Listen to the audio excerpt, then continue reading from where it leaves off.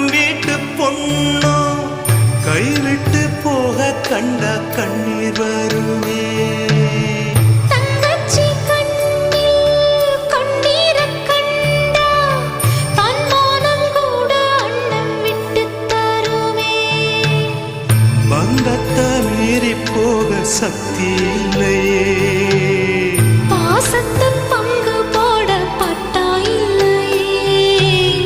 இருக்கு இழகி போச்சு விட்டு பாறையே.